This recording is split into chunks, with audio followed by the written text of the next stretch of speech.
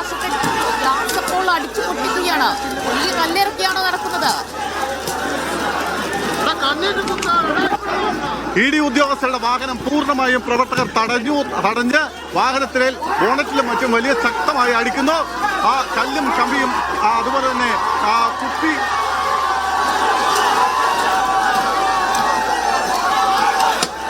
അക്രമാസക്തമാണ് കാര്യങ്ങൾ. ഇപ്പോൾ ED ഉദ്യോഗസ്ഥർ ഇപ്പോൾ പരിശോധന പൂർത്തിയാക്കി മടങ്ങിയപ്പോഴാണ് ആ വാഹനം തടഞ്ഞു വച്ചിരിക്കുന്നത്.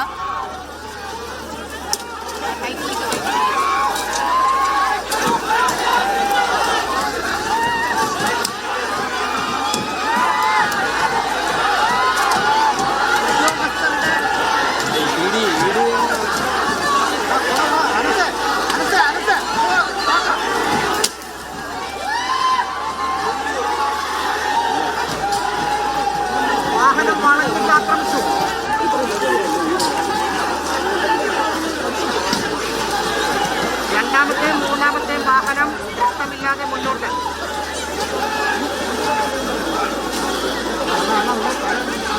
ആദ്യ വാഹനം അടിച്ചു തകർത്തു.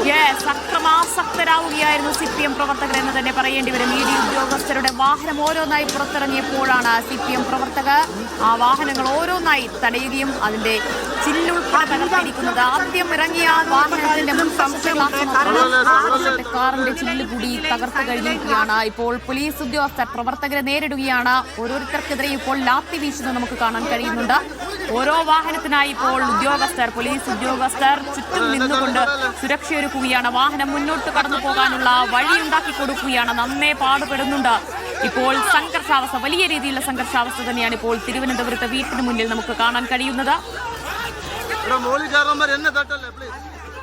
സുനിൽ, കേൾക്കാമോ? സുനിൽ, നന്നേ പ്രയാസപ്പെട്ടിട്ടാണ് എങ്കിലും ഇപ്പോൾ ED ഉദ്യോഗസ്ഥരുടെ വാഹനം ഓരോന്നായി എവിടെ നിന്ന് പോയോ?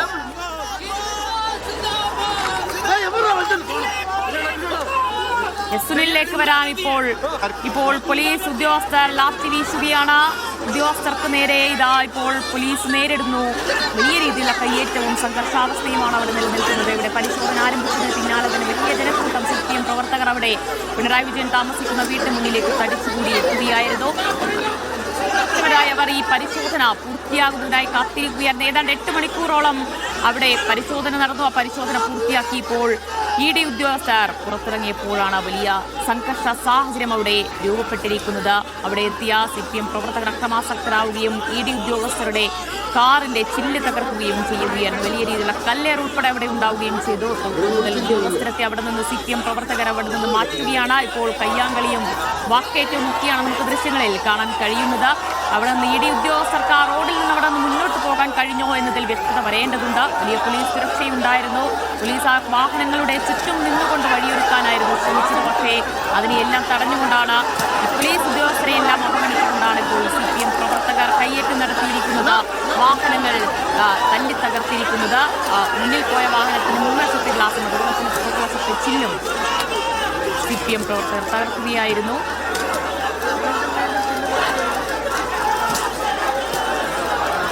കണ്ണീര് കുത്താടാ ഇവിടെ നോക്കുക.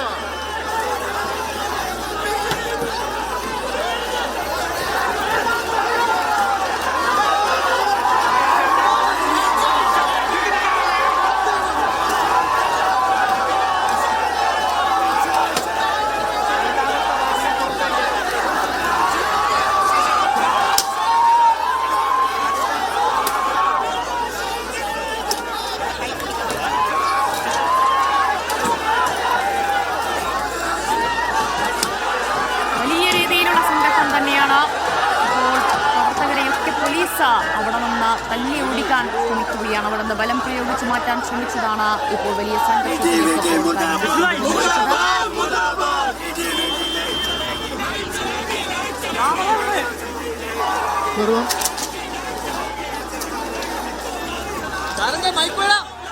പരിശോധനയ്ക്ക് പിന്നാലെ ആ വീടിന് പുറത്തേക്ക് പിണറായി വിജയൻ എത്തിയിട്ടുണ്ട്. പിണറായി വിജയൻ മാത്രമല്ല, പിണറായി വിജയനും കുടുംബാംഗങ്ങളും ആ വീടിന് പുറത്തിറങ്ങിയത് ഇപ്പോൾ നമ്മൾ ദൃശ്യങ്ങളിൽ കണ്ടു കഴിഞ്ഞു. അദ്ദേഹം പുറത്തു വന്നിനി എന്താണ് പറയാൻ പോകുന്നത് ഈ പരിശോധനയെക്കുറിച്ച്? മാധ്യമങ്ങളോട് പ്രതികരിക്കുമോ? പ്രവർത്തകരോട് ശാന്തരായിരിക്കാൻ ആഹ്വാനം ചെയ്യുമോ എന്നതാണ് നമുക്ക് ഇനി അറിയേണ്ടത്.